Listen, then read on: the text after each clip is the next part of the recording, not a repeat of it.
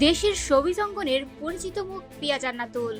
Model, অভিনেত্রী ও আইনজীবী, তিন পরিচয়ে সমান স্বচ্ছন্দ তিনি। গ্ল্যামার জগতের পাশাপাশি আইন পেশায়ও নিজের অবস্থান তৈরি করেছেন এই তারকা।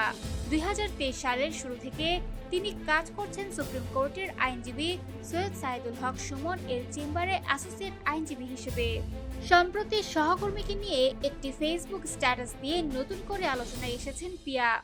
সেখানে তিনি ব্যারিস্টার সুমনের প্রশংসা করে তার মামলার দ্রুত ও ন্যায়সঙ্গত নিষ্পত্তির আহ্বান জানিয়েছেন। পিয়া লিখেছেন যে মানুষটি সবসময় অন্যায় ও দুর্নীতির বিরুদ্ধে সোচ্চার ছিলেন, দেশের স্বার্থে নির্ভয়ে কথা বলেছেন, আজ তিনি জামিন প্রার্থনা করছেন।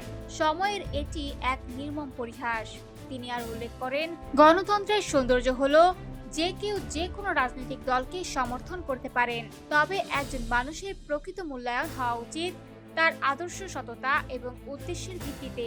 স্ট্যাটাসে পিয়া স্পষ্ট করে বলেন, কোনো মামলা যদি হয়রানিমূলক হয়ে থাকে তবে তা যেন ন্যায়সঙ্গতভাবে পর্যালোচনা করে দ্রুত নিষ্পত্তি করা হয়। একই সঙ্গে তিনি আশা প্রকাশ করেন বাংলাদেশের উন্নয়নে ব্যারিস্টার সুমনের মতো মানুষের সংখ্যা আরও বাড়ুক। এর আগে আইনজীবীর পোশাকে ব্যারিস্টার সুমনের পাশে দাঁড়িয়ে পিয়ার একটি হাসিমাখা ভিডিও সামাজিক যোগাযোগ মাধ্যমে দ্রুত ভাইরাল হয়েছিল। অনেকেই তাদের পেশাগত সম্পর্ক ও পারস্পরিক সম্মানকে ইতিবাচকভাবেই দেখছেন।